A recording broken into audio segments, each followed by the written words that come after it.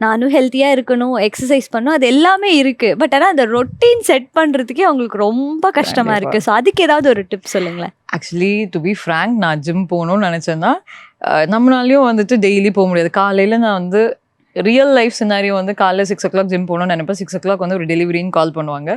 ஒரு 2 நாள் வந்துட்டு கட் ஆச்சுன்னா அது 3ஆவது நாள் போகிறதுக்கே தோணாது.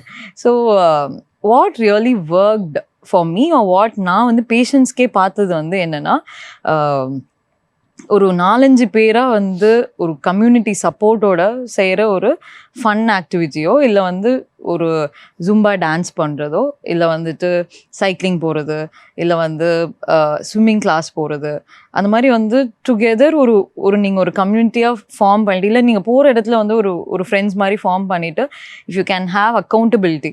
சரி, நான் அந்த மாதிரி இருந்தால் மட்டும்தான் அது வந்து ஃபாலோ பண்ண முடியுது. தனியாக வந்துட்டு காலைல அலாரம் வச்சு ஜிம் எழுந்துக்கணும்னு நினைச்சா வந்து I think no one can do that.